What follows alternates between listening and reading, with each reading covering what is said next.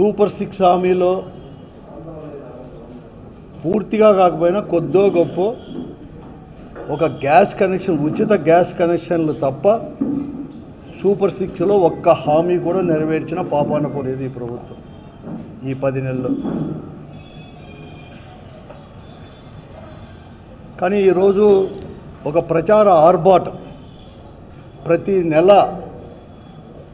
ఏ సమస్య వచ్చినప్పుడు లేకపోతే ప్రతి నెల ప్రజలను వచ్చి డైవర్ట్ చేయడానికి ఒక ప్రచార ఆర్భాటం, దానికి తగిన విధంగా కూడా వేదికలు చేసుకోవడం, చెప్పిన అబద్ధాలు చెప్పుకోకుండా కేవలం ఈరోజు జగన్మోహన్ రెడ్డి గారు కానీ వైఎస్ఆర్ కాంగ్రెస్ పార్టీ ప్రభుత్వం లేకుండా ఈ రాష్ట్రంలో 10 నెలలు అయిపోయినా, అంటే దాదాపుగా వారికి ఇచ్చిన టైంలో 1 కింద 5వ భాగం అయిపోయింది మాత్రమే ప్రచారం చేసుకుంటూ కుట్రలు పన్నుతూ ముందుకు పోతున్నాడు తప్ప ఈ రాష్ట్ర అభివృద్ధి విషయంలో కానీ లేకపోతే జిల్లా అభివృద్ధి, అనంతపురం జిల్లా అభివృద్ధి కావచ్చు, ఉమ్మడి జిల్లా అభివృద్ధి కావచ్చు, ఎక్కడ కానీ ఎక్కడ ఒక అడుగు కూడా ముందుకు పడిన వైనం కూడా. సంక్షేమ కార్యక్రమాలు అంటే అవి కూడా ఏం చేయలేకపోయాడు. గ్యాస్ కూడా అరకొరగానే పూర్తిగా ఏదైతే చెప్పాడో అది కూడా పూర్తిగా ఇవ్వలేకపోయాడు ఎక్కడ కానీ. దాంట్లో ఒకటి చేయడం జరిగింది. కానీ ఈరోజు కొత్త పదాలు, అదేదో పాత సీసాలో కొత్త సారా పెట్టినట్లుగా కేవలం కొత్త పేర్లతో ఈరోజు ప్రజల ముందుకు వచ్చి ప్రజలను మభ్యపెట్టాలనే ఒక ప్రయత్నం ఈ రాష్ట్రంలో 10 నెలల నుంచి కూడా జరుగుతుంది. నిన్న కూడా ఉగాది పర్వదినాన కొత్త పదానికి P4 అనేది అదేదో కొత్తగా చేసుకున్నట్టు కూడా గతంలో కూడా ఉంది. కార్పొరేట్ సంస్థలు, ధనవంతులు దత్తుకు తీసుకోవడము, తర్వాత వాలంటీర్ ఆర్గనైజేషన్ దత్తుకు తీసుకోవడము, ఇదంతా కొత్తగా వచ్చింది ఏం కాదు. ఆయన ముఖ్యమంత్రి మొదటి కాకుండా ముందు, ఆయన కంటే ముందు ముఖ్యమంత్రులు ఉన్నప్పుడు ఏ ప్రభుత్వం ఉన్నా కూడా అవన్నీ ఉండేది. ఒక P4 public private peoples partnership అని P4 అని ఒకటి పెట్టడం, దాంట్లో ఆశలు రేకెత్తించడం ప్రజలకి. లేకపోతే ప్రతి నెల కూడా పెన్షన్లు ఇచ్చే కార్యక్రమం చెప్పి ప్రజావేదిక ద్వారా చెప్పిన అబద్ధం అనేది కూడా మళ్ళీ చెప్పకుండా ఈ 10 మాసాలు నేను 10 ప్రజావేదికలు చూశాను. ఇప్పుడు ఆయన అధికారంలోకి వచ్చినాక ప్రమాణ స్వీకారం చేసినాక జూన్ 12వ తేదీ లాస్ట్ ఇయర్ చేసినాక 10 ప్రచార వేదికలైనవి. ఒకటి కూడా చెప్పింది మళ్ళీ ఆయనది కూడా మళ్ళీ నెక్స్ట్ టైం కూడా మళ్ళీ కథ ఎత్తాం. ఆ పరిస్థితుల్లో ఈరోజు ఈ 10 నెలలు కూడా ముందుకు పోతా ఉంది. ఈరోజు P4 అనేది ఏం కొత్తదేం కాదు. ఇది P4 అనేది గతంలో కూడా అన్ని కార్పొరేట్, ఎందుకు ఇతను ముఖ్యమంత్రి గతంలో కూడా ఉంది. మన అనంతపురం అసెంబ్లీ నియోజకవర్గం రాజీవ్ కాలనీ కావచ్చు, లేకపోతే కొన్ని గ్రామాలు మంత్రులని ప్రతి ఎమ్మెల్యే కూడా వాళ్ళ నియోజకవర్గంలో 1-2 గ్రామాలు తీసుకుంది. కడకు సిమెంట్ రోడ్డు కూడా వేయలేని పరిస్థితి. 5 సంవత్సరాలు కూడా 3వ తూరు ముఖ్యమంత్రిగా ఉన్నప్పుడు కనీసం వాళ్ళు చెప్పిన దాంట్లో కూడా 3 కనీసం చేసినట్లు లేదో ముచ్చటగా కానీ ఏది కానీ చేయలేని పరిస్థితి. ఇప్పుడు కొత్తగా P4 అని తీసుకొని వచ్చేసారు.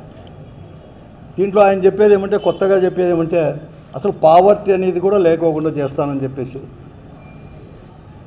జీరో పావర్టీ అంటే 2029కే జీరో పావర్టీ చేస్తాడంట.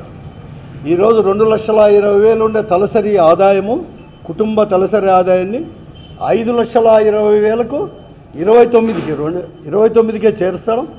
47 కల్లా 2047 కల్లా 55 లక్షల తలసరి ఆదాయం చేస్తామని చెప్పేసి. అంటే ఎట్లంటే అతను భ్రమలో తేలిపోతూ ప్రజలను కూడా ఊహాపల్లికల్లో కూడా తిరుగుతూ ఉన్నట్లుగా భ్రమింపజేసే పద్ధతి తప్ప చంద్రబాబు నాయుడు గారిది మరొకటి కానే కాదు అని చెప్తాను. ఈరోజు నేను చెప్తాను, మీకు నిజంగా కూడా చిత్తశుద్ధి ఉంటే అసలు పావర్టీలో ఇంకా ఇప్పటికీ మీరు చెప్తాన్నట్లుగా అడ్మినిస్ట్రేటివ్ వచ్చి సచివాలయం అంటున్నారు కదా, సచివాలయం వైజ్ ఒకటి డిక్లేర్ చేయండి. మీరు ఆగస్టు కల్లా ప్లాన్ చేస్తామంటున్నారు కదా, దానికంటే ముందుగా ప్రతి సచివాలయ పరిధిలో కూడా ఈ రాష్ట్రంలో ఎంతమంది ఇంకా పావర్టీలో ఉన్నారు చేయండి. ఇప్పుడు కొత్తగా ఏం చెప్తున్నాడో మళ్ళీ తర్వాత ధనవంతులకు పేదలకు అనుసంధానం చేస్తా అంట.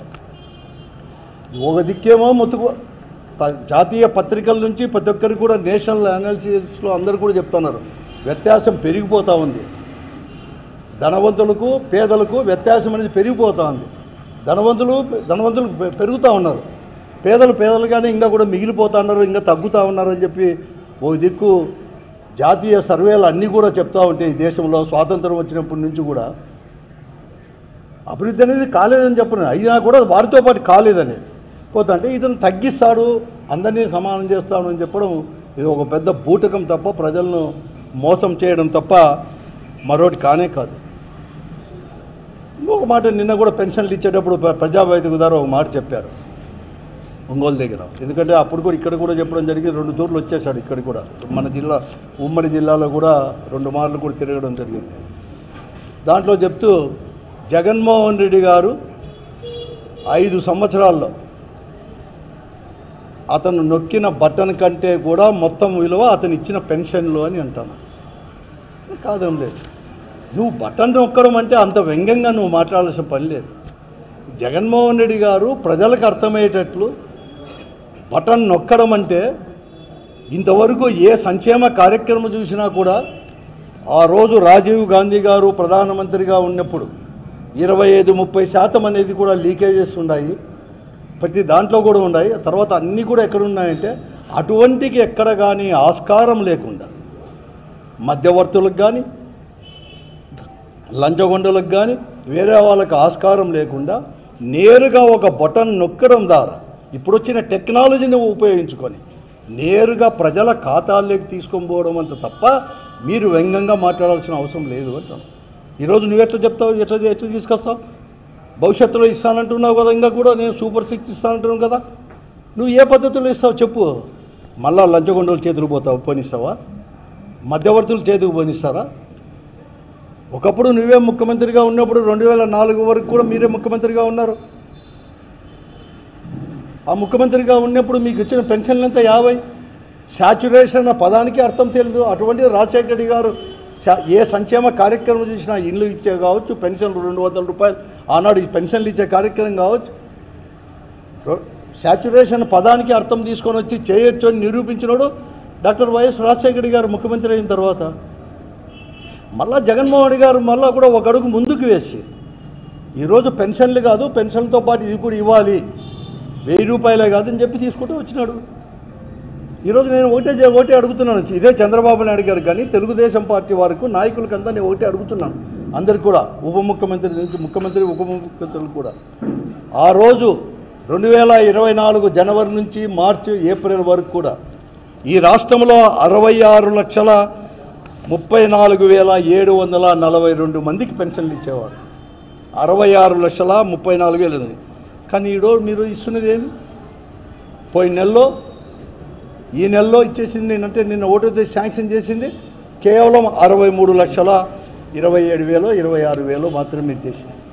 అంటే దాదాపుగా 3 లక్షలకు పైబడి అనేది కూడా పెన్షన్లు అనేది కూడా ఈ రాష్ట్రంలో కోత కోశారు.